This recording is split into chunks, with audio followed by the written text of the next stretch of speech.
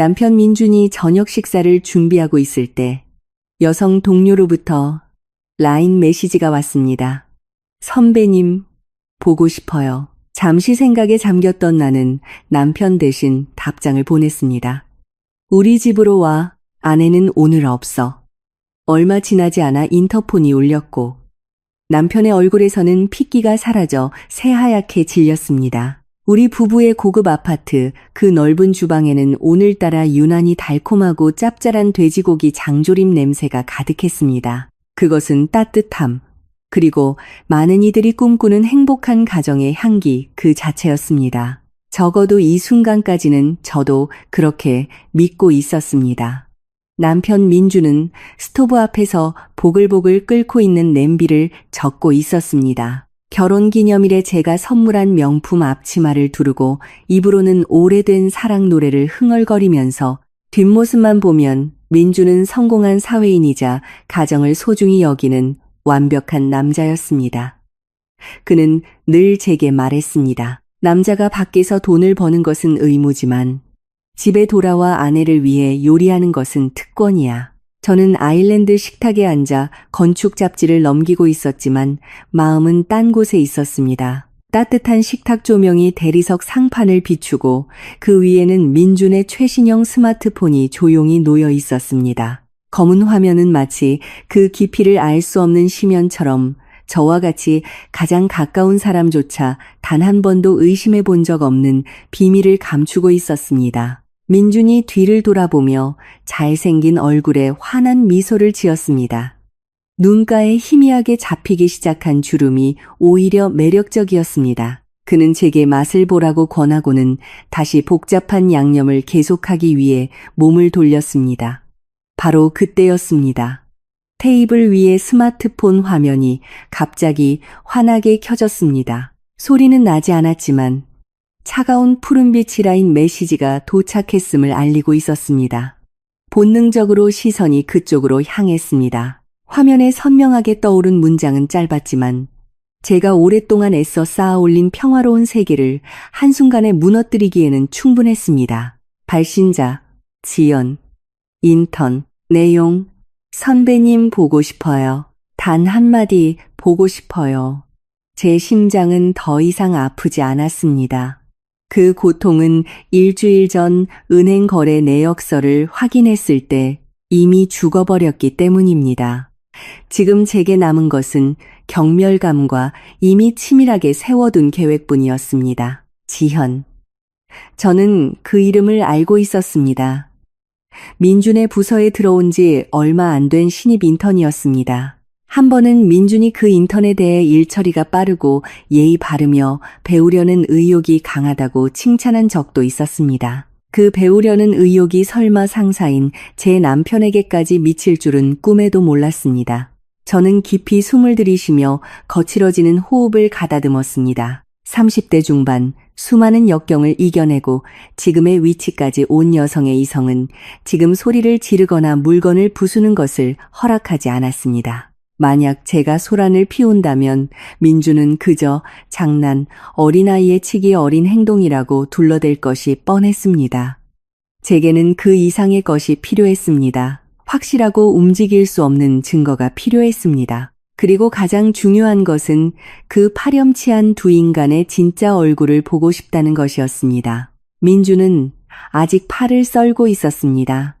도마 소리가 제 가슴 속에서 미친 듯이 울려대는 심장 소리를 감춰주었습니다.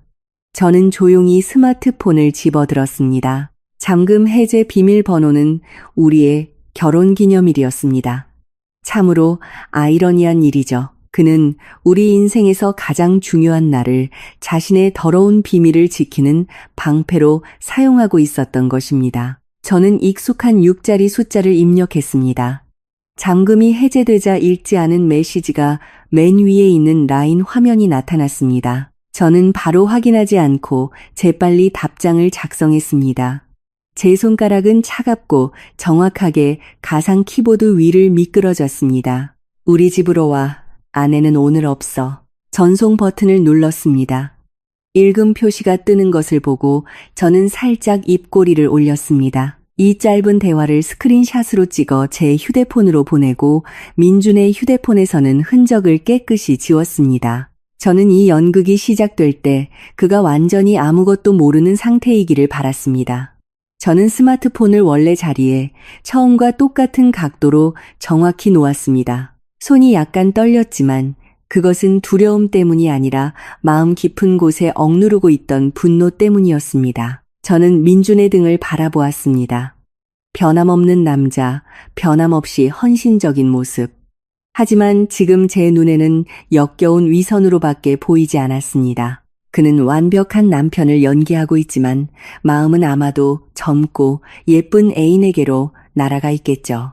이 연극, 그가 그렇게 연기하고 싶다면 가장 비극적인 마지막 장면은 제가 연출해 주기로 마음먹었습니다. 저는 머리를 쓸어 넘기고 표정을 가다듬으며 평소의 침착한 상태로 돌아가려고 애썼습니다. 마음속의 폭풍은 고요한 눈빛 뒤에 숨겨두었습니다.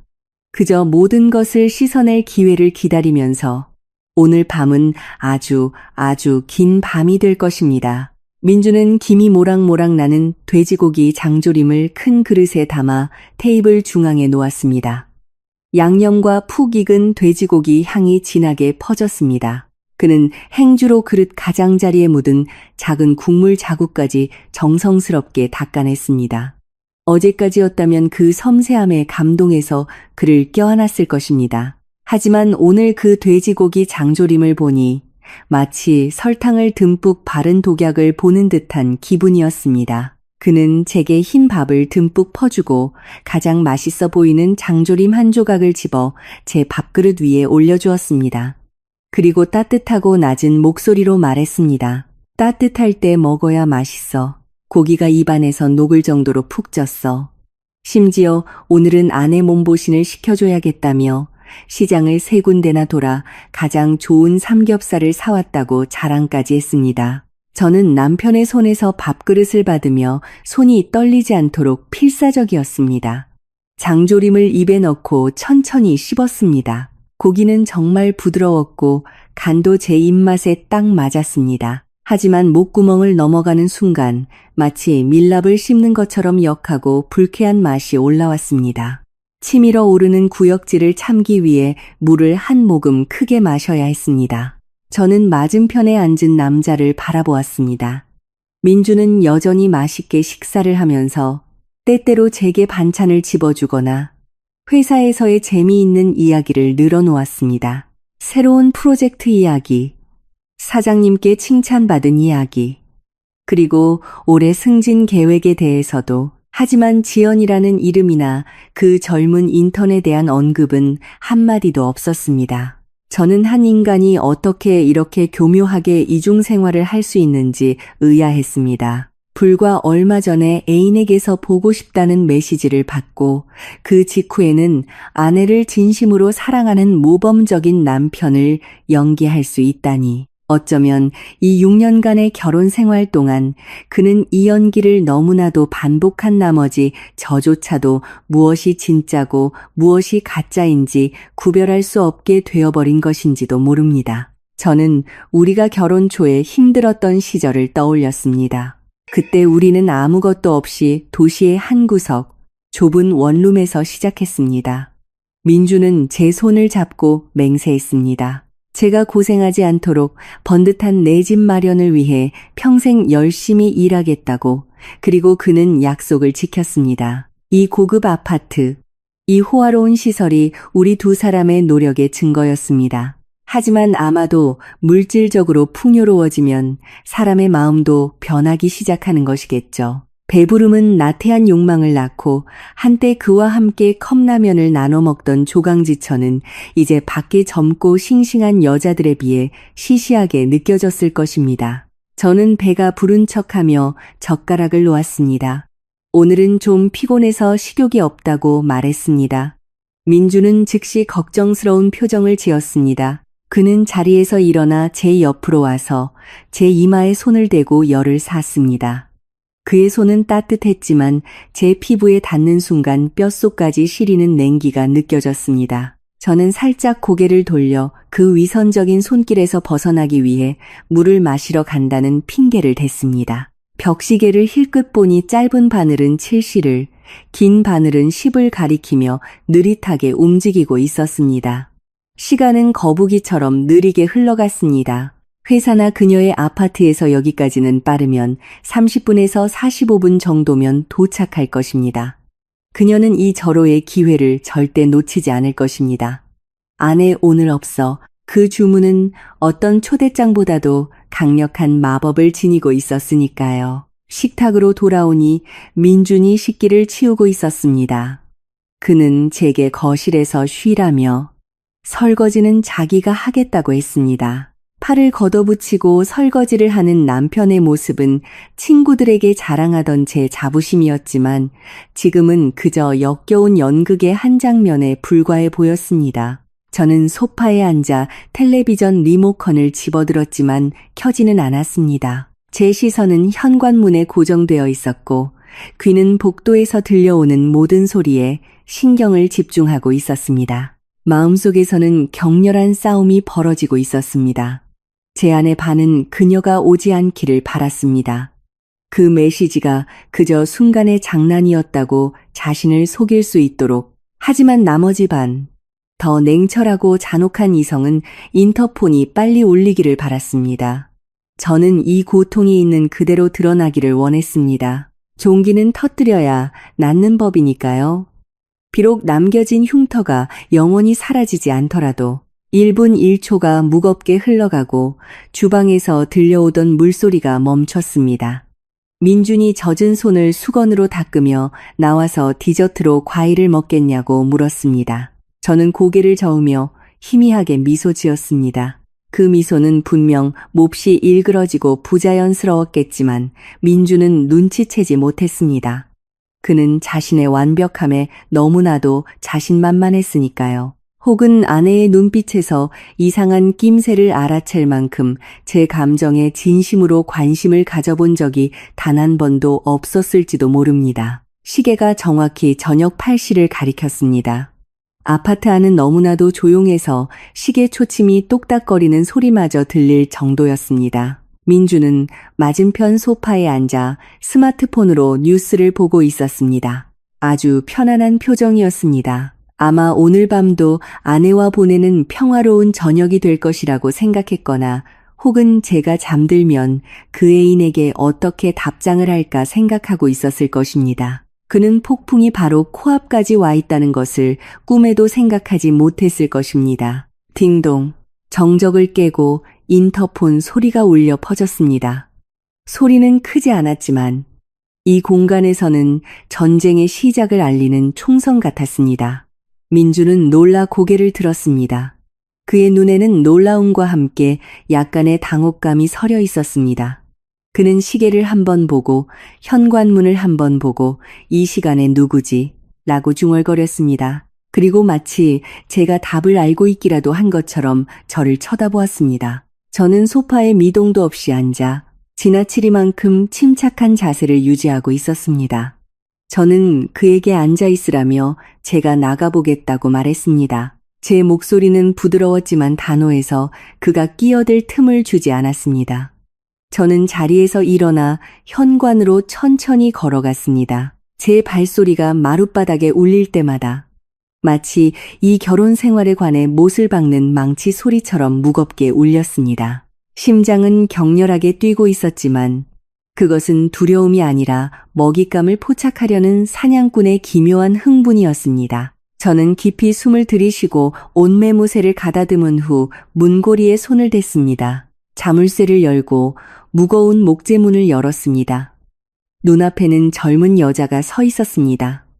자그마한 체구의 화장은 곱게 했지만 아직 앳된 티가 남아있는 얼굴이었습니다. 그녀는 몸에 꼭 맞는 원피스를 입어 젊은 몸매를 과시하고 있었고 손에는 정성스럽게 포장된 조각 케이크 상자를 들고 있었습니다. 저를 본 순간 그녀의 입가에 떠올라 있던 애교스러운 미소는 순식간에 사라지고 그 자리에는 극도의 공포가 번졌습니다. 그녀의 눈은 최대한 커졌고 동공은 공포로 수축했으며 장밋빛이던 뺨은 순식간에 핏기를 잃고 종이처럼 새하얘졌습니다. 그녀는 그 자리에 얼어붙었고 손이 떨리는 바람에 케이크 상자를 하마터면 바닥에 떨어뜨릴 뻔했습니다. 그녀는 문을 여는 것이 민준일 것이라고 기대했겠죠. 그의 품에 뛰어들어 보고 싶었어요 라고 애교를 부리는 장면을 상상했겠죠. 하지만 그녀의 뺨을 후려친 냉혹한 현실은 이 집의 주인이자 그의 정식 아내인 제가 칼날처럼 날카로운 눈빛으로 입구에 버티고 서 있는 모습이었습니다. 저는 바로 말을 꺼내지 않고 그녀의 겁에 질린 표정을 조용히 관찰했습니다. 제 침묵은 현장의 공기를 더욱 숨막히게 만들었습니다. 지연은 반걸음 뒤로 물러서며 무언가 말하려 입술을 움직였지만 목구멍은 누군가에게 졸린 것처럼 꽉 막혀 있었습니다. 그녀는 집안을 힐끗 보고 다시 저를 보았습니다. 마치 현장을 덮친 도둑 같은 표정이었습니다. 제 등 뒤에서 민준의 발소리가 들려왔습니다. 누구야? 그렇게 오래 서 있지 말고. 그의 목소리는 지연을 더욱 공포에 떨게 했습니다. 그녀는 주위를 두리번거리며 도망칠 기회를 엿보는 듯 했습니다. 하지만 제가 이 먹잇감을 그렇게 쉽게 놓칠 리가 없죠. 저는 미소 지었습니다. 아마 우는 것보다 더 무서웠을 미소였을 겁니다. 저는 입을 열었습니다. 제 목소리는 집안의 사람과 복도 밖의 사람, 양쪽 모두에게 들릴 만큼 크고 또렷했으며 위험이 있었습니다. 안녕하세요, 지연 씨. 우리 남편 만나러 오셨나 봐요? 제 질문은 지연의 얼굴에 찬물을 끼얹는 동시에 다가오던 민준에게도 충격을 주었습니다. 지연이 움찔하는 것이 보였습니다. 그녀는 덫에 걸렸다는 것을 깨달았지만 이미 때는 늦었습니다. 문은 열렸고 연극의 막은 정식으로 올랐습니다. 지연은 마치 독수리 둥지에 잘못 들어온 아기 새처럼 몸을 웅크리고 서 있었습니다. 그녀는 양손으로 케이크 상자를 꽉 움켜쥐었고 그 때문에 손가락 마디가 하얗게 질렸습니다. 그녀는 이 시간대에 갑자기 나타난 비상식적인 상황을 변명하기 위해 더듬거리면서도 어떻게든 말을 엮어냈습니다. 민준 선배가 몸이 안 좋다는 소식을 듣고 마침 근처를 지나가던 길에 케이크라도 사들고 들렀다는 것이었습니다. 빨리 건강해져서 인턴인 자신에게 일을 가르쳐 주었으면 좋겠다면서 너무나 서툰 거짓말이라 웃음이 나올 정도였습니다. 민준이 아프지 않다는 것도 이 아파트가 일부러 찾아오지 않는 한 지나갈 일이 없는 외딴 곳에 있다는 것도 저는 잘 알고 있었습니다. 하지만 저는 바로 지적하지 않았습니다. 고양이가 쥐를 잡는 놀이의 묘미는 쥐를 바로 죽이지 않고 공포에 떨게 하며 지쳐 쓰러질 때까지 가지고 노는 데 있으니까요. 저는 옅은 미소를 띠고 시시각각 변하는 그녀의 얼굴에 시선을 고정했습니다. 지연이 등을 돌려 도망치려는 것을 보고 저는 얼음처럼 차가운 목소리로 말했습니다. 이 복도에서 한 발짝이라도 나가면 내일 회사 전체와 시골에 계신 내 부모님은 너희 두 사람의 사진과 메시지를 전부 받게 될 거야. 안으로 들어와서 순순히 이야기하면 체면은 지켜줄게. 지연은 그 자리에 멈춰 섰습니다. 그녀는 떨면서 마지못해 저를 따라 집 안으로 들어왔습니다. 저는 기왕 왔으니 집 구경도 하고 가. 분위기 참 좋지? 라고 말했습니다. 특히 그녀를 제 남편에게 정식으로 소개하고 싶다고 강조했습니다. 저는 마치 등 뒤에서 얼어붙어 있는 남자에게 소유권을 표시하는 붉은 낙인을 찍듯 제 남편이라는 단어를 일부러 길게 느려 말했습니다. 민주는 이미 거실로 나와 있었습니다. 제가 지연을 집 안으로 데리고 들어오는 것을 보자 그의 얼굴은 지연보다 더 파랗게 질렸습니다. 눈은 커졌고 입은 벌어져 있었지만 아무 말도 하지 못했습니다. 손에 들고 있던 스마트폰은 소파 위로 툭 떨어졌습니다. 민주는 저와 지연을 번갈아 보며 극도의 공포와 곤혹스러움 사이에서 격렬하게 흔들리고 있었습니다. 그는 지연이 왜 여기에 있는지, 그리고 제가 왜 이렇게 태연하게 그녀를 맞이하고 있는지 이해할 수 없었을 것입니다. 저는 지연을 거실 중앙으로 데려가 민준이 자주 앉는 긴 소파 맞은편에 있는 1인용 소파에 앉혔습니다. 지연은 소파 끝에 걸터 앉아 허리를 꼿꼿이 세우고 무릎을 가지런히 모은 채 고개를 들지 못했습니다. 저는 민준 쪽을 향해 제 옆에 앉으라고 손짓했습니다. 민준은 마치 영혼 없는 시체처럼 에어컨이 24도로 설정되어 있음에도 불구하고 식은땀을 흘리며 비틀비틀 걸어왔습니다. 그는 제가 언제 터질지 모르는 폭탄이라도 되는 것처럼 최대한 저에게서 거리를 두고 앉았습니다. 저는 소개를 시작했습니다. 지연을 가리키며 민준에게 이 아이가 당신이 늘 칭찬하던 그 일 잘하는 인턴이야라고 말했습니다. 상사가 아프다는 소식을 듣고 이렇게 밤늦게 케이크까지 사들고 문병을 와주었다면서, 그리고 지현에게는 민준을 소개하며 이 사람이 세상에서 가장 모범적이고 단 한 번도 나를 실망시킨 적 없는 내 남편이야라고 했습니다. 제 칭찬 한마디 한마디가 민준의 살갗을 찌르는 바늘 같았는지 그는 몸을 움츠렸습니다. 저는 지연이 민준에게 도움을 청하는 듯한 시선을 보내는 것을 보았습니다. 그녀는 이 상황을 해결해줄 한마디 변명, 혹은 적어도 안심시켜주는 눈짓이라도 기대했겠죠. 하지만 그녀에게 돌아온 것은 비겁한 회피뿐이었습니다.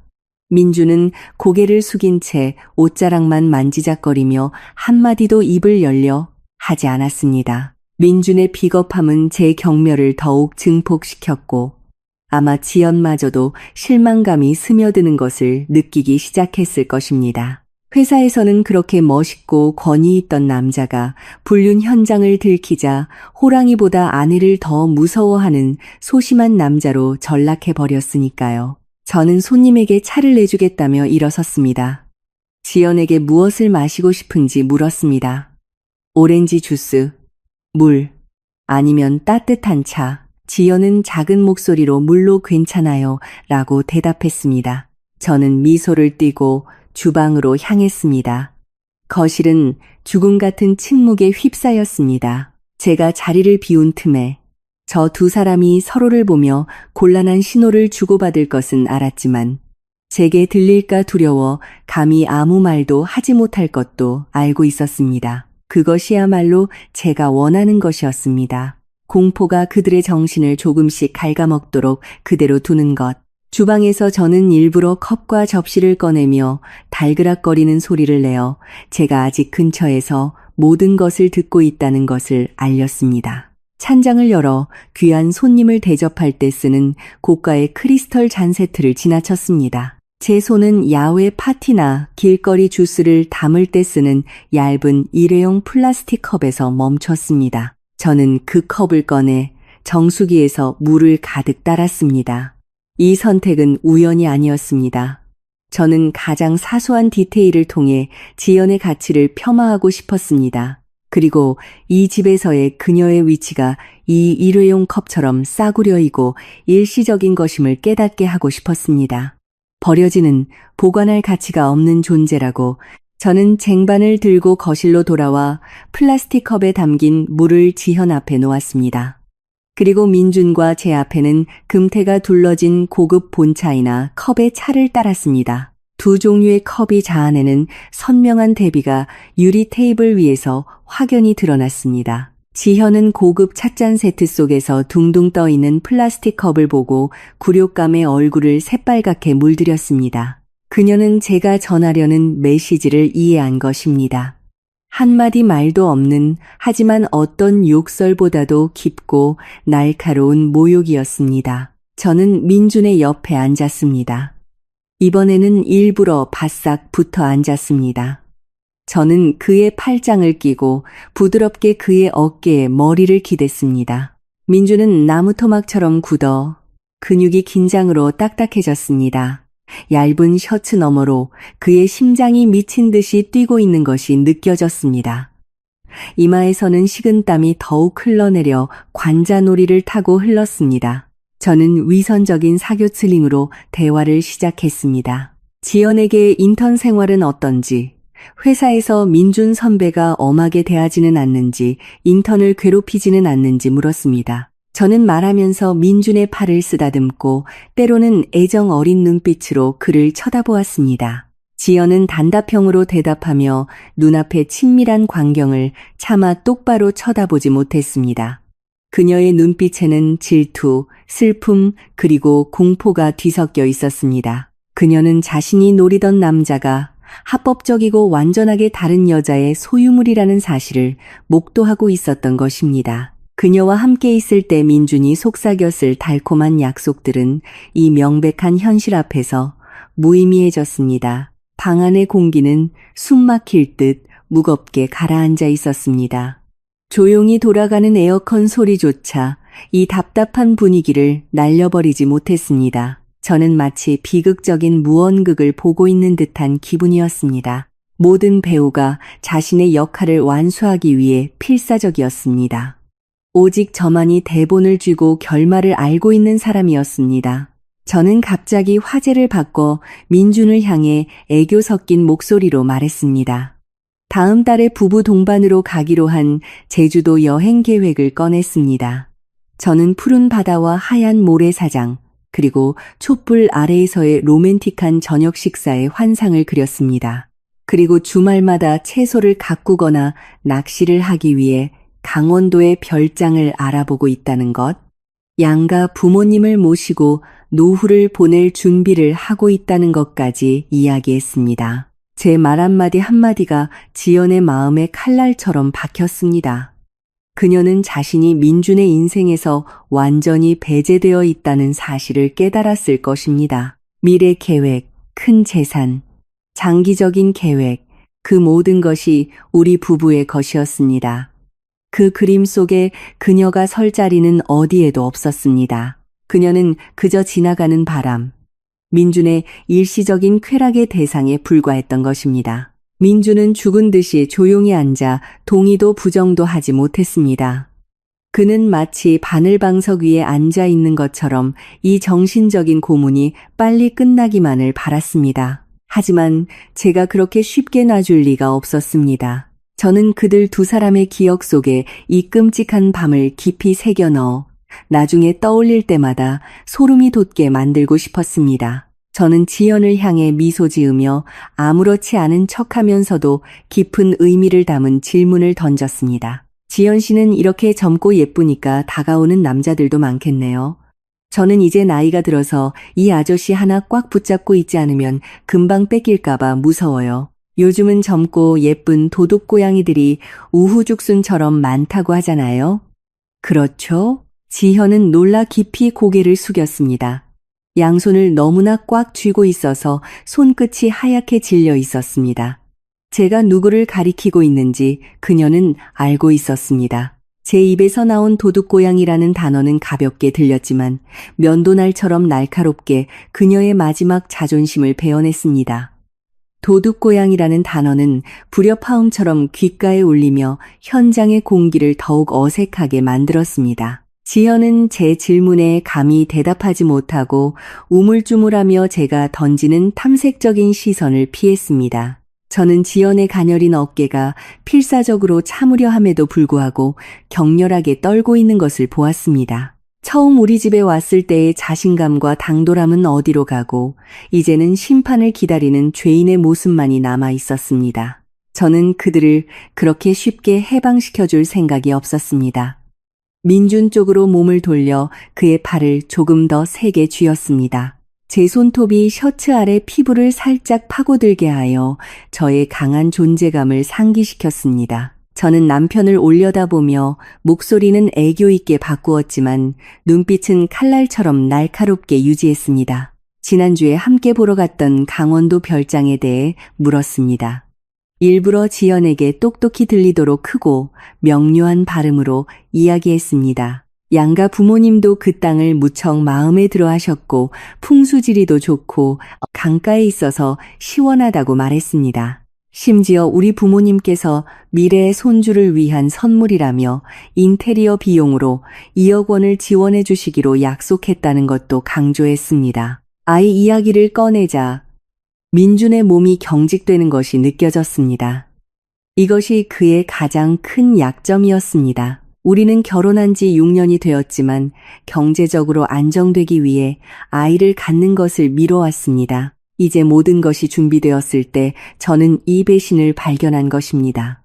하지만 저는 아이 이야기를 꺼냈습니다. 그것이 가장 확실한 족쇄이자 지현과 같은 스쳐 지나가는 애인이 결코 그에게 줄 수 없는 가족과 사회에 대한 번듯한 명분임을 알고 있었기 때문입니다. 저는 아이들의 웃음소리로 가득 찬 행복한 가정을 생생하게 그렸습니다. 내년이 용해해라. 우리 나이에도 잘 맞으니 이 기회에 꼭 아들 하나 낳아야겠다고. 그리고 지연에게 얼굴을 돌려 이 계획 어때요? 정말 멋지지 않아요? 라고 물었습니다. 갑작스러운 질문에 지현은 놀라 손에 들고 있던 작은 스푼을 접시에 떨어뜨리고 말았습니다. 금속과 도자기가 부딪히는 쨍하는 소리가 날카롭게 울렸습니다. 그녀는 황급히 스푼을 주우며 얼굴을 새빨갛게 물들이고 더듬거리며 말했습니다. 두 분 계획 정말 멋지네요. 꼭 행복하실 거예요. 경쟁자의 입에서 나온 어색한 축복이 얼마나 아이러니하게 들렸을까요? 저는 그녀의 마음속이 비명을 지르며 고통스러울 정도로 질투하고 있다는 것을 알고 있었습니다. 그녀는 우리 인생에 끼어들 희망을 품고 이곳에 왔습니다. 하지만 그녀가 얻은 것은 그녀를 위한 자리가 없는 미래에 대한 단호한 선언뿐이었습니다. 큰 재산, 견고한 가족 관계, 장기적인 계획, 이 모든 것이 그녀처럼 아무것도 가지지 못한 자가 결코 무너뜨릴 수 없는 이 결혼을 지키는 견고한 성벽이었습니다. 저는 계속해서 재정적인 측면에서 심리적인 공격을 가했습니다. 민준에게 내일 제가 집 계약금 잔금을 송금할 테니 명의 이전 서류에 빨리 서명해달라고 말했습니다. 저는 집이 부부 공동 명의가 될 것임을 일부러 강조했습니다. 이것은 재산에 대한 주권을 선언하는 것과 같았습니다. 민준이 가진 모든 것이 저와 얽혀 있으며 만약 그가 저를 버린다면 모든 것을 잃게 될 것이라는 경고였습니다. 민준은 땀을 뻘뻘 흘리며 고개를 끄덕였습니다. 그는 제가 입을 다물고 더 이상 아무 말도 하지 않기를 바랐습니다. 미래에 대한 달콤한 말로 고문당하는 것이 그의 목에 칼을 들이대는 것보다 더 무서웠을 것입니다. 그는 제가 내뱉는 말 한마디 한마디가 얼마나 끔찍한 경고인지 잘 알고 있었습니다. 어리석게도 지금 가진 모든 것을 순간의 쾌락과 맞바꾸려 하지 마라. 집과 아이 이야기는 지연에게 남아있던 마지막 이성마저 앗아간 듯 했습니다. 그녀는 소파에 몸을 웅크리고 컵에 물이 식은 지 오래임에도 불구하고 미미한 온기라도 구하려는 듯 물이 담긴 컵을 양손으로 감싸고 있었습니다. 저는 그녀의 손에 쥐어진 얇은 플라스틱 컵, 제 손에 쥐어진 금태 찻잔을 번갈아 보며 잔혹한 쾌감을 느꼈습니다. 저는 찻잔을 들어 한 모금 마시며 고급 녹차의 은은한 향을 음미했습니다. 오늘 차 정말 맛있다. 맑은 떫은 맛이 부드럽네 라고 칭찬했습니다. 지연에게도 물을 마시라고 권했지만 제 시선은 그 싸구려 플라스틱 컵에 머물러 있었습니다. 위선적인 동정을 담아 저는 지연에게 물만 괜찮겠어요? 아니면 제가 오렌지 주스라도 한 잔 타다 줄까요? 물은 밋밋하지 않아요 라고 물었습니다. 제 목소리는 마치 거지에게 적선하는 자비로운 여주인처럼 부드러우면서도 상대를 깔보는 듯한 뉘앙스를 띠고 있었습니다. 지현은 황급히 손을 저으며 말했습니다. 아니요, 괜찮습니다. 목이 말랐는데 물로 충분해요. 폐를 끼치고 싶지 않아서요. 그녀가 사용한 폐라는 단어가 참으로 우스웠습니다. 이 시간에 그녀가 여기에 있는 것 자체가 가장 큰 폐였으니까요. 저는 찻잔을 테이블에 내려놓았습니다. 찻잔 바닥이 유리 테이블에 닿으며 탁하는 작지만 단호한 소리를 냈습니다. 민준을 보니 저는 그를 이 즐거운 놀이에 더 깊이 끌어들이기로 마음먹었습니다. 저는 그에게 손님에게 내놓을 사과를 깎으라고 말했습니다. 집주인이 신사답지 못하게 손님을 저렇게 멀뚱히 앉혀두고 어떻게? 민준은 감전된 사람처럼 화들짝 놀라 황급히 칼과 사과를 가지러 갔습니다. 그는 서투르게 껍질을 깎았고 손이 떨리는 바람에 껍질이 뚝뚝 끊겼습니다. 한때 저를 위해 당근으로 꽃 모양을 만들어주던 섬세한 남자가 이제는 애인 앞에서 사과 하나 제대로 깎지 못했습니다. 그의 정신은 혼란에 빠졌고 공포가 그의 모든 감각과 평소의 기술을 마비시킨 것입니다. 사과 접시가 테이블에 놓이자 저는 포크로 가장 맛있어 보이는 한 조각을 찍어 민준의 입가로 직접 가져갔습니다. 아해, 내가 먹여줄게. 손 더러워지니까 손으로 먹지 말고. 민준은 잠시 망설인 후 마지못해 제가 내민 사과를 받아 먹었습니다. 제3자 앞에서 부부가 다정하게 음식을 먹여주는 광경은 자연스러우면서도 극도로 도발적이었습니다. 저는 지현 쪽으로 사과 접시를 밀어주며 말했습니다. 지현 씨도 먹어요. 수입 사과라 아삭하고 엄청 달아. 지현은 민준이 방금 먹은 사과 한 조각과 자기 앞에 접시를 번갈아 보며 목이 메는 듯 했습니다. 이런 애정 표현을 목격하면서 어떻게 음식이 목으로 넘어갈까요? 차별 대우는 컵뿐만 아니라 관심과 배려에도 있었습니다. 저는 아내였고 공공연하게 남편을 챙기고 남편에게서 챙김을 받을 권리가 있었습니다. 하지만 그녀는 밖에서 민준에게 아무리 사랑받더라도 이 집에서는 그저 이방인, 우리 부부의 행복쇼를 억지로 관람하게 된 불청객에 불과했던 것입니다. 지연의 눈가가 붉어지는 것을 보았습니다. 아마 속으로 울고 있거나 혹은 이런 모욕을 당하기 위해 어리석게도 여기까지 온 것을 후회하고 있을 것입니다. 하지만 저는 동정심을 느끼지 않았습니다. 제 동정심은 스마트폰 화면에서 보고 싶어요 라는 메시지를 본 순간에 이미 죽어버렸으니까요. 타인의 가정의 행복을 파괴하는 자들에 대한 관용은 제가 결코 베풀지 않는 사치품입니다. 다시 침묵이 거실을 감쌌지만 이번에는 화약 냄새가 더욱 짙게 감돌고 있었습니다. 지연은 이 답답한 분위기를 깨고 싶었는지 혹은 민준 앞에서 조금이라도 사려 깊은 이미지를 되찾고 싶었는지도 모릅니다. 그녀는 헛기침을 하고 조심스럽게 민준의 건강에 대해 묻기 시작했습니다. 선배님, 요즘 속은 어떠세요? 통증은 좀 가라앉았어요? 그녀의 목소리는 작았지만 진심 어린 걱정이 담겨 있었습니다. 심지어 자신의 고향에는 위에 아주 좋은 흑마늘 꿀절임이 있다며 필요하면 어머니께 부탁해서 보내드리겠다고까지 말했습니다. 그 말을 들은 민준의 얼굴은 새하얗게 질렸습니다.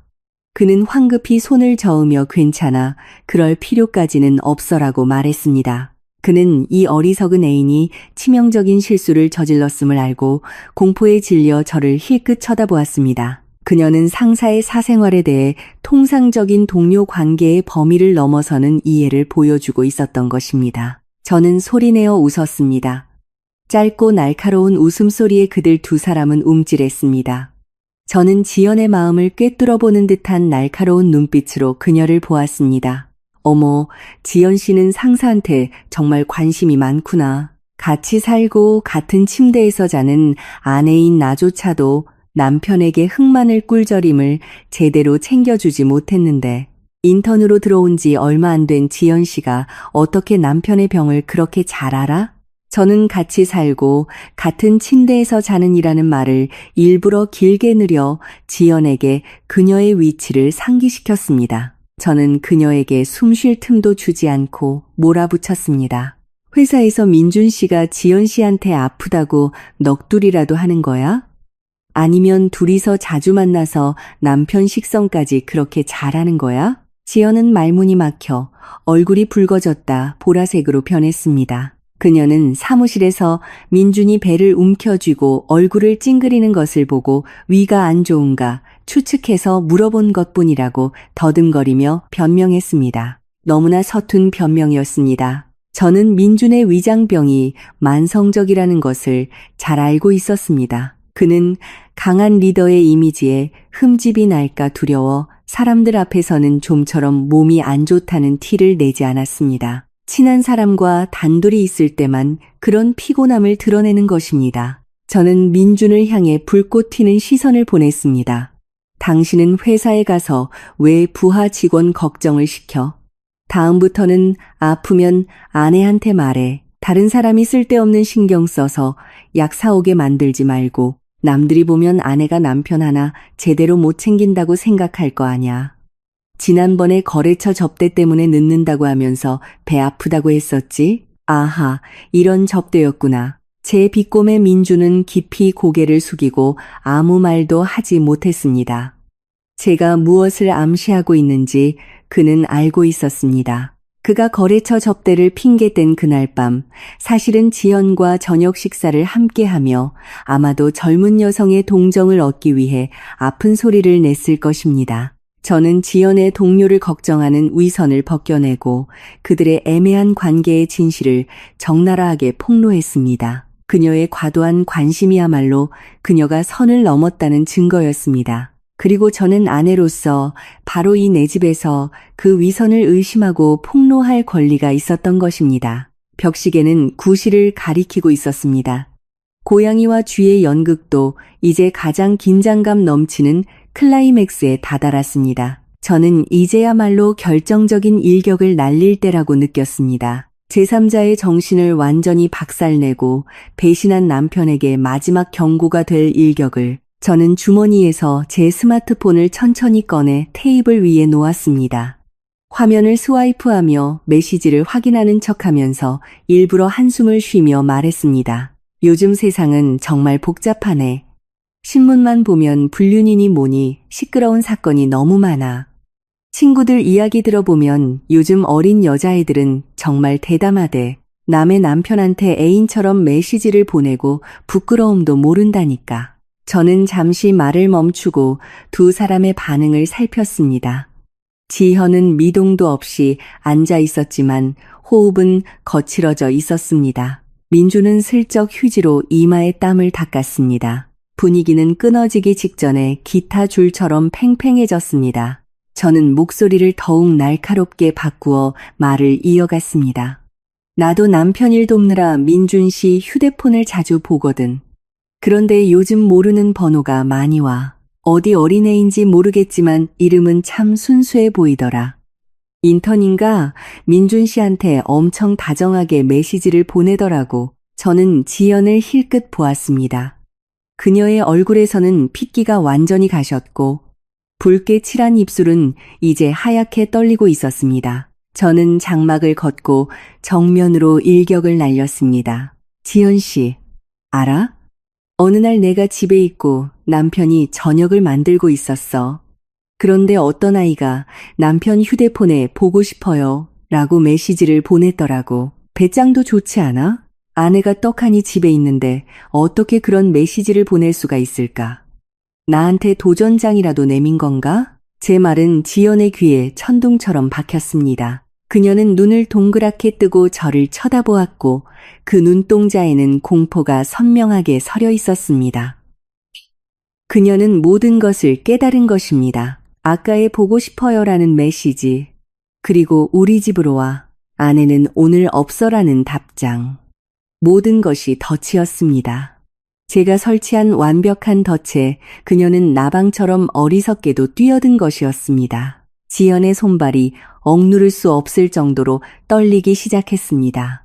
그녀는 저를 마치 괴물을 보는 듯한 눈으로 쳐다보았습니다. 그녀는 눈앞에 앉아있는 여자가 온순하고 다루기 쉬운 주부가 아니라 무서운 심리의 달인이라는 것을 깨달았습니다. 저는 처음부터 모든 것을 알고 있으면서도 태연하게 연기하며 그녀를 집으로 초대했고 물을 따라주었으며 케이크를 권했습니다. 그리고 그녀가 수치심 속에서 완전히 벌거벗겨질 때까지 그녀의 가면을 한 겹 한 겹 벗겨냈던 것입니다. 옆에 앉아있던 민준도 충격을 받기는 마찬가지였습니다. 그는 저를 돌아보며 경악에 찬 눈빛으로 쳐다보았습니다. 제가 그 메시지를 읽었을 줄이야.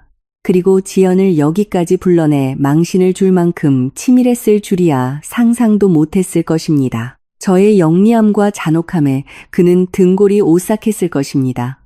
그는 아내인 저를 너무나 얕잡아 봤다는 것을 깨달았습니다. 저는 지연의 눈을 똑바로 쳐다보았습니다. 제 시선은 차갑고 적대적이었습니다. 더 이상 아무 말도 할 필요가 없었습니다. 지금의 제 침묵이야말로 가장 가혹한 판결이었습니다. 저는 모든 것을 폭로했지만 아직 그녀의 이름을 직접 거론하지는 않았습니다. 그녀에게 스스로 물러날 최소한의 자존심이 남아있는지 보기 위함이었습니다. 이것이 그녀가 이 집을 떠나기 전에 제가 베푸는 마지막 잡이었습니다. 지연은 더 이상 견딜 수 없었습니다. 저에게서 뿜어져 나오는 보이지 않는 압박감, 민준의 비겁함, 그리고 방금 밝혀진 잔혹한 진실이 그녀의 의지를 산산조각냈습니다. 그녀는 마치 전기 의자에 앉아 있는 것처럼 매 순간이 고문처럼 느껴졌을 것입니다. 지현은 옆에 놓아두었던 핸드백을 황급히 움켜쥐었습니다. 서두르는 바람에 가방이 의자에 부딪히며 쿵 하는 소리를 냈습니다. 그녀는 벌떡 일어섰지만 다리가 후들거려 하마터면 주저앉을 뻔했습니다. 그녀는 저를 똑바로 쳐다보지 못하고 깊이 고개를 숙인 채 집에 가보겠습니다라고 중얼거렸습니다. 집에 급한 일이 생겨서 어머니께서 빨리 오라고 하셔서 오래 있지 못해 죄송합니다라고 변명했습니다. 그녀의 목소리는 쉬어 있었고 거의 울기 직전처럼 들렸습니다. 저나 민준의 대답을 기다리지 않고 그녀는 쫓기는 도둑처럼 황급히 문 쪽으로 향했습니다. 그녀가 가져온 케이크 상자는 테이블 위에 덩그러니 남겨져 이 방문의 참담한 실패를 증명하는 증거품처럼 보였습니다. 민준은 반사적으로 일어나려 했습니다. 아마 그녀를 배웅하거나 혹은 변명이라도 하려는 것이었겠죠. 하지만 제가 더 빨랐습니다. 저는 그의 허벅지에 손을 얹고 강하게 짓눌러 꼼짝 말고 앉아 있으라고 신호를 보냈습니다. 제 눈빛은 이 상황에서 어리석은 짓은 하지 마라고 경고하듯 번뜩였습니다. 민주는 제 의도를 알아채고 나무문 너머로 사라져가는 지연의 뒷모습을 눈으로 보으며 꼼짝도 하지 않고 앉아 있었습니다. 저는 자리에서 일어나 천천히 지연을 따라 문으로 향했습니다. 저는 그녀의 황급한 모습과는 대조적으로 여유롭고 침착하게 걸었습니다. 지연이 신발을 신으려는데 손이 떨려 신발을 제대로 잡지 못하고 있을 때였습니다. 저는 문틀에 기대어 팔짱을 끼고 동정과 경멸이 섞인 눈빛으로 그녀를 쳐다보았습니다. 그녀가 마침내 신발을 신고 문을 열어 복도로 나가려 할 때 저는 그녀를 불러 세웠습니다. 지연 씨. 지연은 화들짝 놀라 그 자리에 멈춰 섰습니다. 그녀는 등을 돌린 채 두려움과 혼란이 섞인 눈빛으로 돌아보았습니다. 그녀는 제가 이 아파트 복도에서 소란을 피우거나 머리채라도 잡을까 두려워했을 것입니다. 하지만 저는 그러지 않았습니다. 제 품위가 시장 바닥의 여자처럼 행동하는 것을 허락하지 않았으니까요. 저는 그녀에게 다가가 우리 두 사람에게만 들릴 정도의 목소리로 귓가에 속삭였습니다.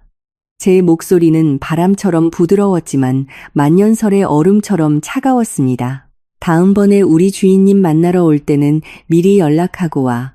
이렇게 밤늦게 돌아다니면 동네 사람들이 보고 점잖은 아가씨가 뭐 하는 건가 오해하겠다. 그리고 이것만은 기억해둬. 민준 씨 와이프가 늘 집을 비우는 건 아니라는 거. 그 말을 들은 지현의 얼굴은 핏기가 가셔 새하얘졌습니다. 그녀는 마치 닭이 모이를 쪼듯 몇 번이고 고개를 끄덕이며 네 하고 더듬거리더니 엘리베이터를 향해 정신없이 달려갔습니다. 그녀는 마치 이곳에서 한시라도 빨리 벗어나고 싶은 것처럼 엘리베이터 버튼을 미친 듯이 눌러댔습니다. 밝은 복도 타일에 비친 그녀의 모습은 작고 외롭고 애처로웠습니다.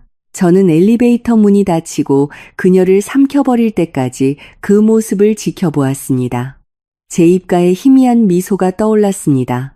한 명은 처리했다. 어린 것은 된통 당했을 것이다. 이제 돈을 준다고 해도 내 남편 근처에는 얼씬도 하지 않을 것이다.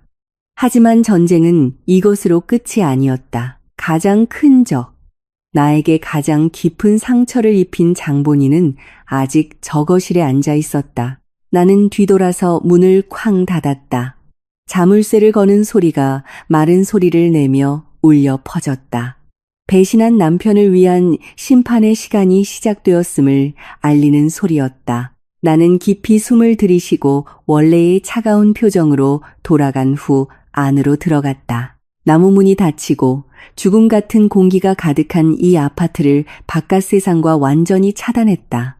내 입가에 떠올랐던 승리의 미소는 바람 앞에 등불처럼 순식간에 사라졌다. 나는 바로 돌아가지 않고 차가운 문고리를 잡은 채 몇 초간 서 있었다. 가슴 깊은 곳에서 치밀어 오르는 구역질에 토할 것 같았다. 방금 전 나는 멋진 연기를 해보였지만 그 대가는 심장에서 피를 흘리고 있는 깊은 상처였다. 나는 뒤돌아서 천천히 거실로 들어갔다. 민주는 여전히 그 자리에 크림색 가죽 소파 위에 미동도 없이 앉아 있었다. 깊이 고개를 숙이고 양손을 깍지 낀 채 무릎 위에 올려놓고 있었다. 지금 그의 모습은 평소에 세련되고 자신감 넘치던 남편과는 거리가 먼 실로 비참한 모습이었다. 하지만 그 비참함은 내게 한 톨의 동정심도 불러일으키지 않았고 오히려 경멸감만 더할 뿐이었다. 나는 민준 앞으로 걸어가 테이블 위에 덩그러니 놓여있던 그의 스마트폰을 집어들었다.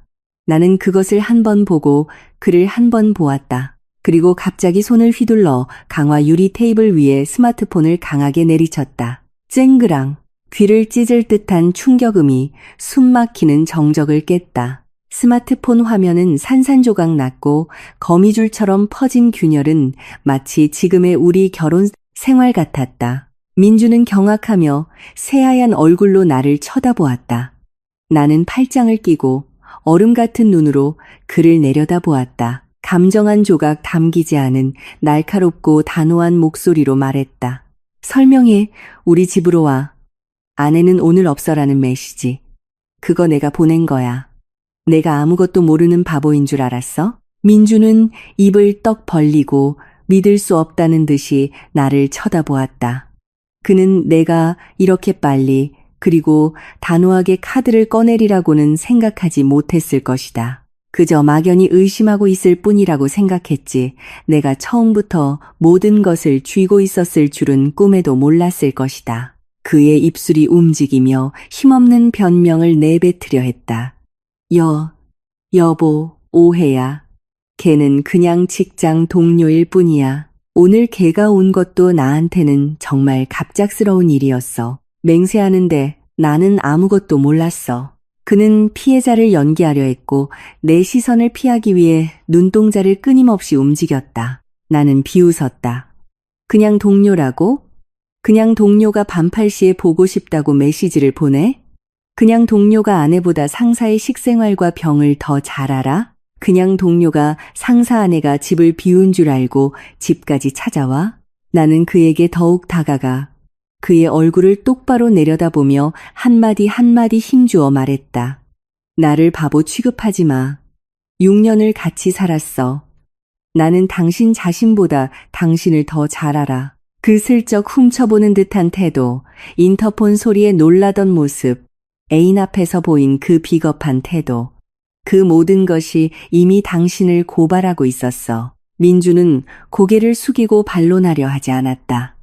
그는 이 명백한 진실 앞에서는 모든 거짓말이 무의미하다는 것을 깨달았을 것이다. 그의 침묵이야말로 가장 확실한 자백이었다. 나는 극도의 실망감을 느꼈다. 내가 사랑하고 절대적으로 신뢰했던 남자는 이제 더러운 거짓말쟁이에 자신의 한 일에 책임을 지지 않는 비겁한 인간에 불과했다. 민준의 침묵은 내 안에 분노의 기름을 부었다. 나는 공허한 사과 따위는 필요 없었다. 나는 그가 필사적으로 숨기려 했던 적나라한 진실과 마주하기를 원했다. 나는 수납장 위에 놓여있던 내 가방으로 가 오후에 준비해 두었던 서류 뭉치를 꺼냈다. 이것은 내가 의심스러운 낌새를 느끼기 시작한 후 일주일 동안 몰래 모아온 증거들이었다. 나는 그 서류 뭉치를 민준 앞에 던졌다. 하얀 종이들이 흩날리며 박살난 스마트폰 위에 어지럽게 흩어졌다. 민주는 종이 한 장을 집어들었다. 그의 손은 심하게 떨리고 있었다. 그것은 은행 거래 내역서였다. 최근 3개월간의 상세한 거래 기록으로 나는 지현이라는 이름의 계좌로 선물값 점심값과 같은 애매한 명목으로 송금된 내역에 붉은 동그라미를 쳐두었다. 금액은 한 번에 몇십만 원으로 크지는 않았지만 그 빈도는 의심스러울 정도로 잦았다. 특히 지난주에 생일 축하라는 명목으로 150만 원이 송금된 내역이 있었다. 나는 내역서를 가리키며 목소리를 높였다. 이 돈은 어떻게 설명할 거야? 인턴 생일 선물로 150만 원이나 썼어? 아내 생일에는 꽃다발 하나랑 간단한 저녁 식사뿐이었는데 당신의 뻔뻔함에는 정말 감탄할 지경이야. 민주는 말문이 막혀 폭포수처럼 땀을 흘렸다. 내가 이 정도로 그의 재정 상황을 파악하고 있을 줄은 꿈에도 몰랐을 것이다. 하지만 이것으로 끝이 아니었다. 나는 그가 로그아웃하는 것을 잊은 태블릿에서 미리 캡처해둔 라인 메시지를 꺼내 들었다. 추파를 던지는 말, 점심이나 영화 약속, 심지어 역겨울 정도로 느끼한 애정 표현 메시지들이 있었다. 나는 또 다른 사진 한 장을 던졌다. 그것은 2주 전 밤 11시에 영화 티켓 사진이었다. 그날 그는 거래처 접대로 늦는다고 했지만 사실은 애인과 영화를 보고 있었던 것이다. 그리고 마지막으로 그의 차 조수석에서 발견한 갈색으로 염색된 긴 머리카락 사진을 제시했다. 내 머리는 검은 단발머리였고 이 머리카락은 분명히 그녀의 것이었다. 움직일 수 없는 명백한 증거들 앞에 민주는 완전히 무너져 내렸다. 더 이상 부정도 변명도 할 수 없었다. 위선적인 도덕의 가면은 찢겨나가고 배신자의 본성이 드러났다. 민주는 양손을 축 늘어뜨리고 소파에 주저앉았다. 절망적인 표정이었다. 그는 울기 시작했다. 좀처럼 보기 힘든 남자의 눈물이 흘러내렸다. 내가 잘못했어. 일시적으로 정신이 나갔었나 봐. 걔한테 홀렸어. 제발 이번 한 번만 용서해줘. 너무 늦은 사과, 그리고 비겁하게도 남에게 책임을 전가하는 변명. 바람 피우는 남자들은 항상 똑같은 레퍼토리를 가지고 있었다. 유혹에 졌다. 나도 어쩔 수 없었다. 나는 그가 우는 모습을 보며 마음이 차갑게 식어가는 것을 느꼈다. 나는 주방으로 가 그가 오후 내내 정성껏 끓인 돼지고기 장조림 냄비를 들고 왔다. 민준이 넋나간 듯 쳐다보는 앞에서 나는 냄비의 내용물을 전부 방구석 쓰레기통에 쏟아부었다. 돼지고기 장조림의 고소한 냄새가 음식물 쓰레기의 시큼한 냄새와 뒤섞여 지독한 악취를 풍겼다. 나는 민준을 돌아보며 마지막 한마디를 던졌다. 당신에 대한 내 사랑도 이 돼지고기 장조림과 같아. 한때는 정말 맛있고 소중했지만 한번 더러워지고 나면 그냥 음식물 쓰레기에 불과해. 나는 쓰레기는 먹지 않아. 돼지고기 장조림을 쏟아부은 나의 행동은 민준의 얼굴에 찬물을 끼얹는 것과 같았고 그는 망상에서 깨어났다. 그는 내가 농담을 하고 있는 것이 아니라는 것을 깨달은 것이다. 내 눈빛과 행동에 담긴 결의는 돌이킬 수 없는 파국을 예고하고 있었다. 민준은 달려와 내 다리에 매달려 무릎을 꿇었다. 그는 필사적으로 울며 제발 가지 말아달라고, 이혼하지 말아달라고 애원했다. 지현과는 완전히 인연을 끊겠다. 회사도 그만두겠다. 잘못을 갚기 위해서라면 뭐든지 하겠다고 맹세했다. 그는 부모님과 6년간의 부부의 정을 들먹이며 나를 붙잡으려 했다. 나는 돌처럼 굳어 그가 다리에 매달려 우는 것을 내버려 두었다. 내 마음은 이미 죽어 있었다. 그의 맹세는 나를 더욱 불쾌하게 만들 뿐이었다. 그가 정말로 6년의 정을 소중히 여겼다면 다른 여자는 없었을 것이다. 그가 정말로 부모님을 생각했다면 이런 사태는 벌어지지 않았을 것이다. 나는 차갑게 그의 손을 뿌리치고 뒤로 물러섰다. 동정심 없는 눈빛으로 그를 쳐다보며 말했다. 마지막 자존심 정도는 지켜. 더 이상 보기 흉한 짓은 하지 말고 내 결심은 절대 바뀌지 않아. 나는 등을 돌려 침실로 직행했다. 오후에 짐을 싸둔 커다란 슈트케이스가 옷장 안에 숨겨져 있었다. 나는 슈트케이스를 꺼내 몇 가지 옷과 필요한 신변용품을 더 챙겨 넣었다. 많은 것을 가져가지 않았다. 정말로 내 것만을, 이 집의 가구들은 이제 내게 배신으로 더러워진 물건으로 보였다. 나는 슈트케이스를 끌고 거실로 나왔다. 민주는 아직 바닥에 주저앉아 고개를 떨구고 흐느끼고 있었다. 그의 울음소리가 조용한 공간에 울려 퍼졌다. 나는 미리 인쇄해둔 서류 한 장을 테이블 위에 놓았다. 그것은 결혼 초 신혼집 인테리어 비용이 부족해 우리 부모님께 빌렸던 5천만 원의 차용증과 아버지 명의로 발급된 영수증이었다. 이 5천만 원은 명백한 빚이야. 갚지 않을 생각은 하지 마. 집한 돈에서 먼저 이 빚을 갚고 나머지를 나누는 거야. 나는 차가운 목소리로 말했다. 10원 한 장 남기지 말고 5천만 원 갚을 준비해. 이 집은 공동 명의지만 나는 다투지 않을게. 당신 애인이랑 살 곳으로 양보해 줄게. 하지만 우리 부모님 돈은 반드시 받아낼 거야. 민주는 서류를 보고 나를 보았다. 그의 눈빛은 절망적이었다. 그가 하루아침에 그런 큰 돈을 마련할 수 없다는 것을 알았지만 나는 신경 쓰지 않았다. 그것이 그가 배신에 대해 치러야 할 대가였다. 나는 그에게 정신적으로도 물질적으로도 상실의 고통을 뼈저리게 느끼게 해주고 싶었다. 나는 슈트케이스를 끌고 문으로 향했다. 떠나기 전 마지막으로 집을 돌아보았다. 한때는 우리의 안식처였던 곳, 이제는 내 사랑의 무덤이 되어버린 곳. 나는 문을 열고 바람 부는 복도로 나섰다. 등 뒤에서 문이 닫히는 소리가 다시 울리며 그 파렴치한 남자와의 6년간의 청춘에 마침표를 찍었다.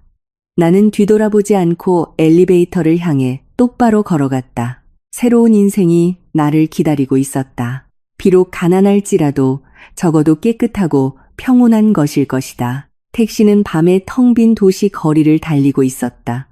나는 뒷좌석에 앉아 차창을 스쳐 지나가는 가로등 불빛을 바라보고 있었다. 마음은 텅 비어 있었지만 이상하게도 가벼웠다. 나는 울지 않았다.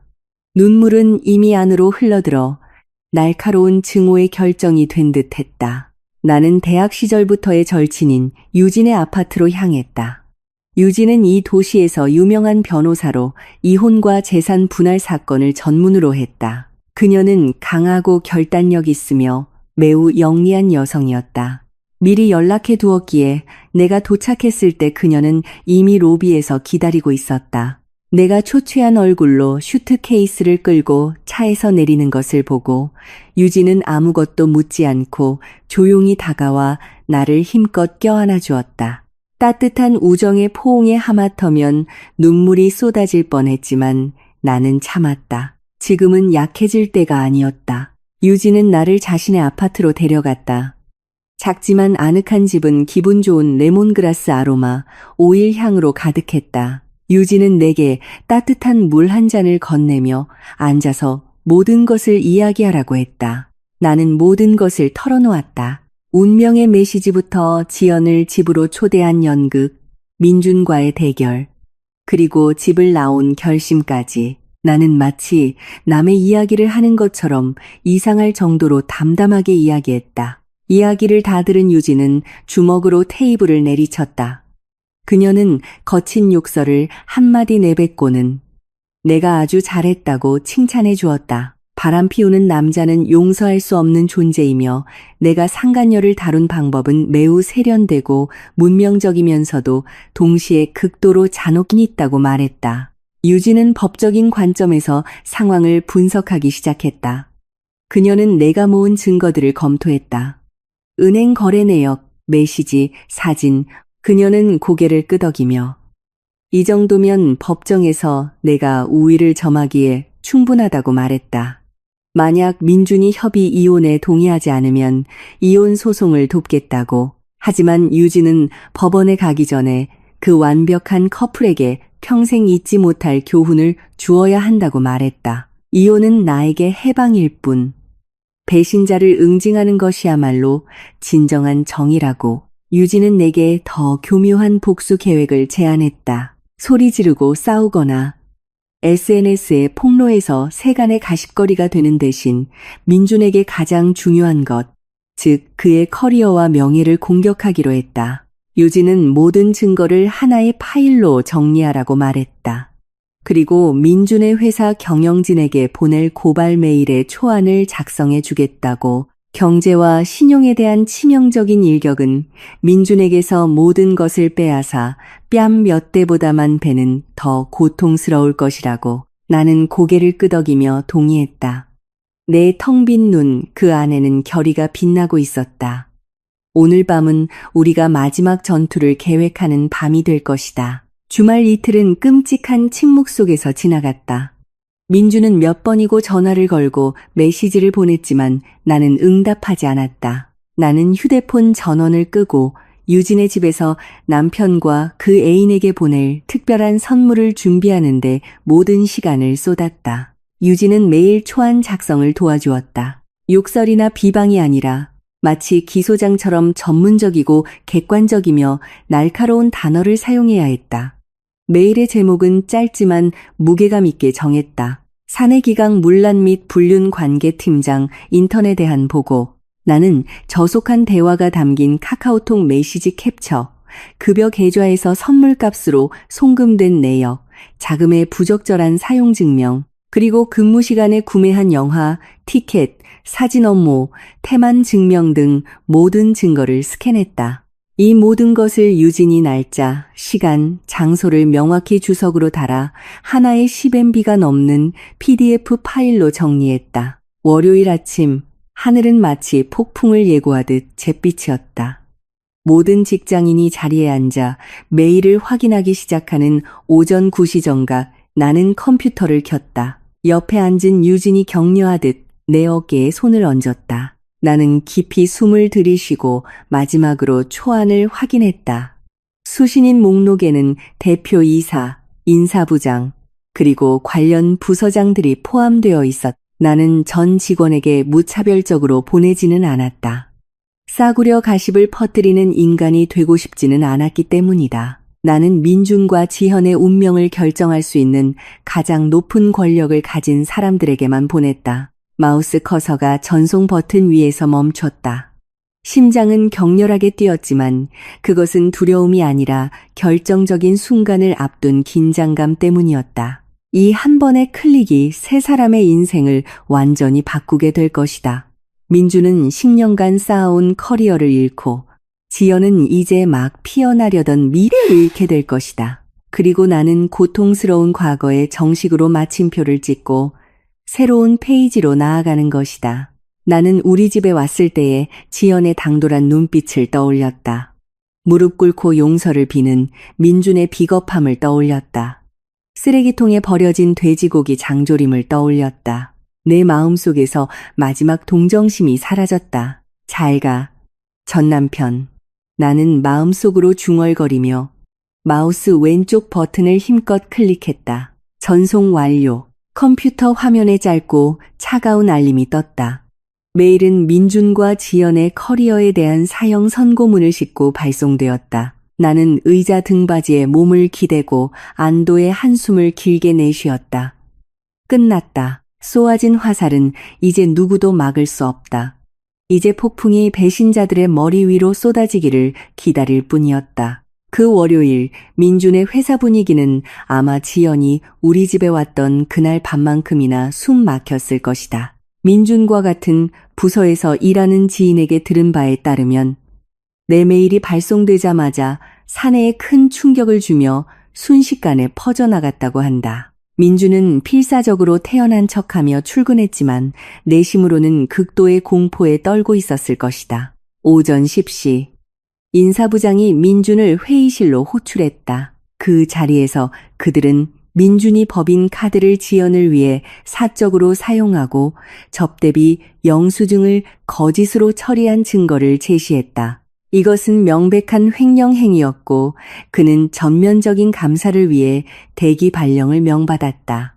민주는 핏기 없는 새하얀 얼굴로 일어섰다. 그는 입을 열어 변명하려 했다. 모함이라고, 음모라고 말하려 했지만 인사부장은 단호하게 손을 들어 그의 말을 가로막았다. 그리고 테이블 위에 내가 보낸 바로 그 PDF 파일을 인쇄한 두꺼운 서류 뭉치를 놓았다. 움직일 수 없는 명백한 증거 앞에 민주는 말을 잃었다. 2명의 보안 요원이 다가와 민준에게 개인 물품을 챙겨 즉시 사무실을 떠날 것을 요구했다. 한때 존경받던 팀장이 범죄자처럼 회사에서 끌려나가는 모습에 모두가 경악했다. 민주는 깊이 고개를 떨구고 자신을 쳐다보는 사람들의 수군거림 속을 묵묵히 걸어 나갔다.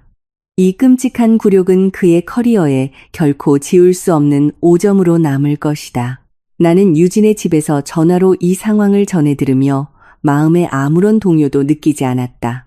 통쾌하게 웃지도 않았지만 안타깝다고 생각하지도 않았다. 그것이 배신의 대가였다. 그가 부부의 정을 짓밟고 욕망을 철했을 때 그는 이미 자신의 커리어의 마침표를 찍는 서류에 스스로 서명한 것이나 다름없었다. 3일 후 정식 해고 결정이 내려졌다.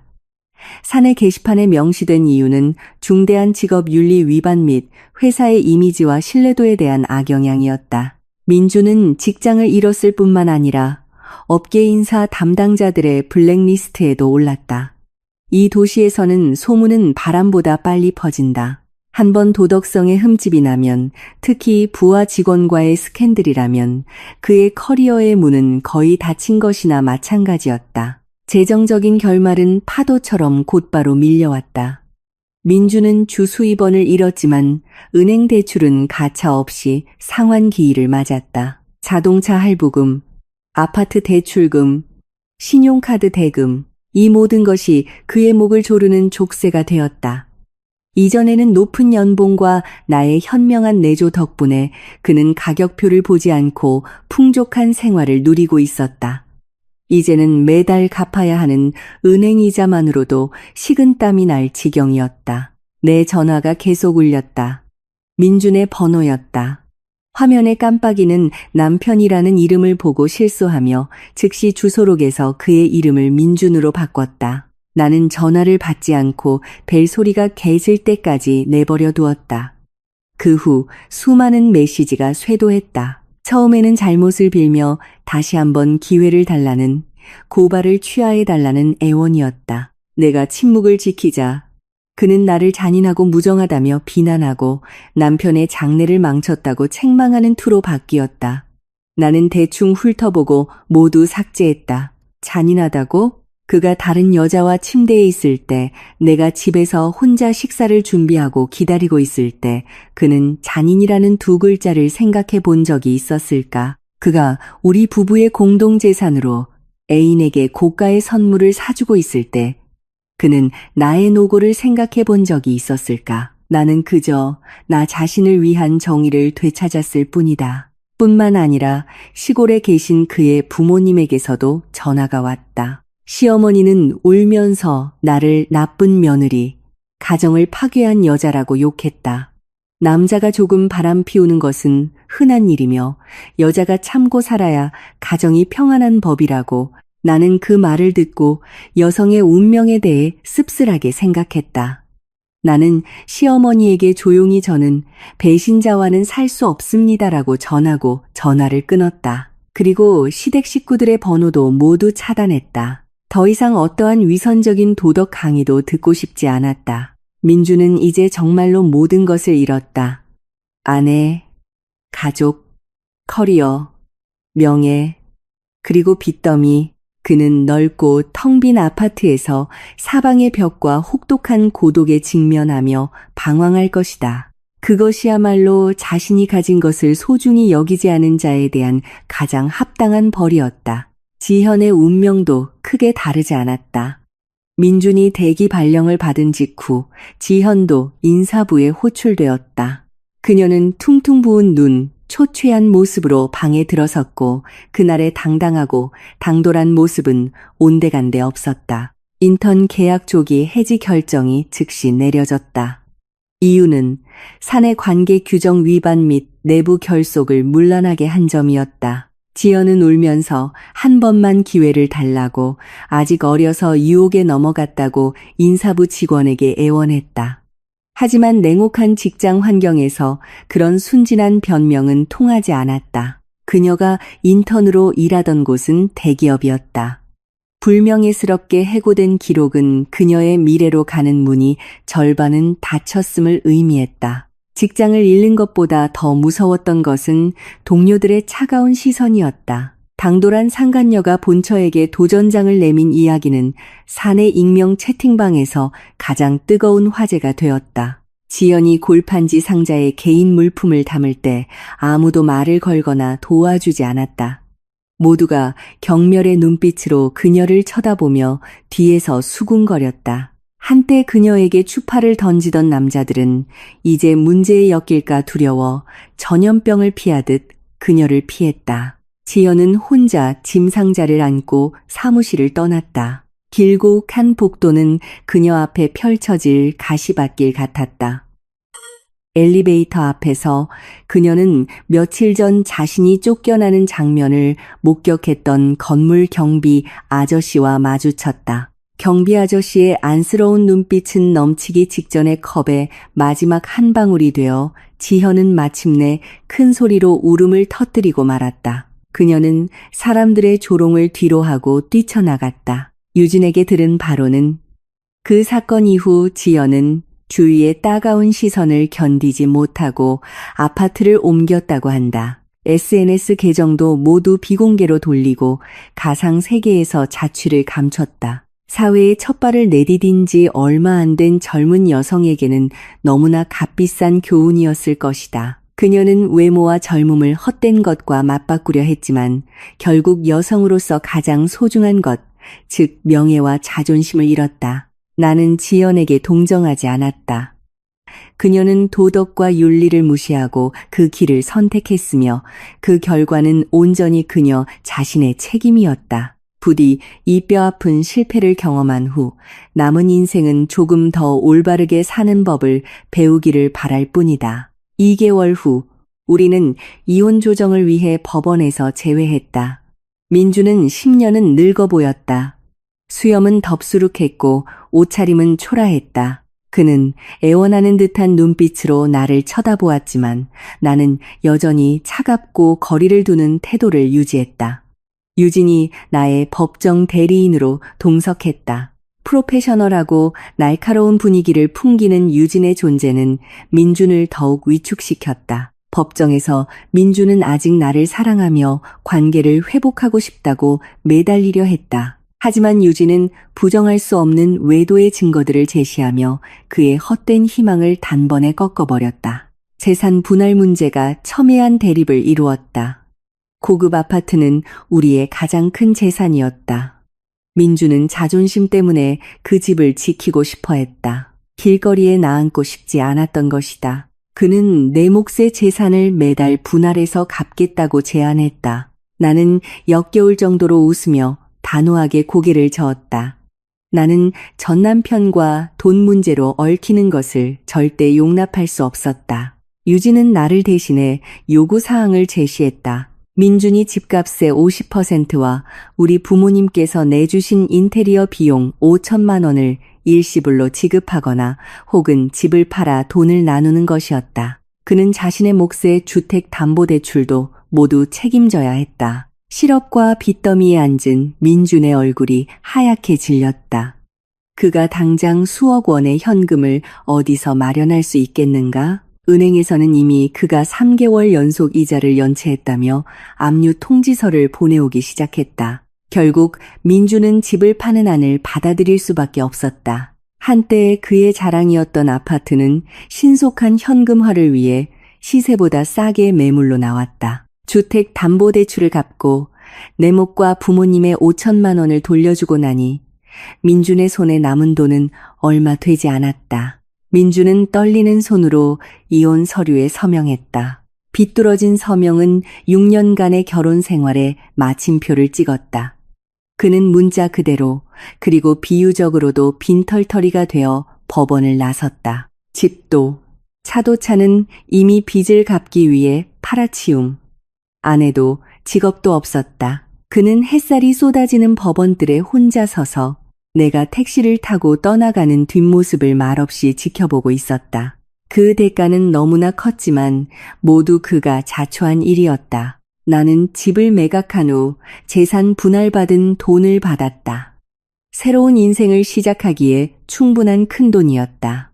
나는 예전과 같은 큰 아파트가 아니라 녹지가 많고 조용한 동네에 있는 작고 아담한 아파트를 골랐다. 나는 내 취향대로 새 집을 꾸몄다. 더 이상 민준의 허영심을 채우기 위한 화려하고 거칠애 뿐인 가구들은 없었다. 대신 부드러운 베이지 톤의 색감, 싱그러운 관엽 식물, 그리고 소박한 목재 책장이 그 자리를 채웠다. 집 구석구석에 나의 개인적인 취향이 반영되었고 이상하리만큼 평온한 기분이 들었다. 오늘 밤 나는 유진을 집들이에 초대했다. 우리는 시원한 바람이 부는 발코니에 앉아 레드 와인을 마시며 불 켜진 도시를 내려다보았다. 유진은 내가 재앙에서 벗어나 자유를 되찾은 것을 축하하며 건배했다. 나는 소중한 친구와 미소를 나누며 잔을 맞댔다. 만약 유진이 없었다면, 그녀의 강함과 결단력이 없었다면 아마 나는 이 폭풍을 이렇게 당당하게 헤쳐나오지 못했을 것이다. 스마트폰에서 월급이 입금되었다는 알림이 울렸다. 나는 큰 프로젝트를 성공시키고 팀장으로 승진했다. 바쁜 일은 나를 과거의 고통에서 점차 해방시켜 주었다. 메시지 앱을 여니 낯선 사람으로부터 메시지가 와 있었다. 프로필 사진은 만개한 해바라기였다. 그녀는 내게 감사의 말을 전해왔다. 사실 내 이야기는 유진이 한 여성 커뮤니티에 익명으로 공유한 것이었다. 물론 다른 여성들에게 경종을 울리기 위해 이름이나 개인정보는 모두 바꾸어서 그 여성은 내 이야기를 읽고 오랫동안 가정폭력과 외도를 일삼던 남편과 헤어질 용기를 얻었다고 했다. 나는 그 메시지를 읽고 마음이 이상하게 따뜻해졌다. 나의 고통은 완전히 무의미하지 않았던 것이다. 이것은 고통의 바다에서 방황하던 다른 여성들에게 동기부여가 되고 교훈이 되어 주었다. 나는 깊이 숨을 들이쉬고 가을밤의 시원한 바람을 만끽했다. 과거는 법원의 문 너머에 닫혔다. 이제 내 앞에는 넓고 희망찬 하늘이 펼쳐져 있었다. 나는 32살 독신이며 자립했고 행복하다. 나는 미소 지으며 와인을 한 모금 마셨다.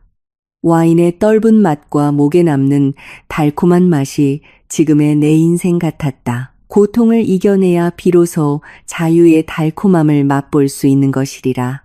끝까지 제 이야기를 들어주셔서 진심으로 감사합니다.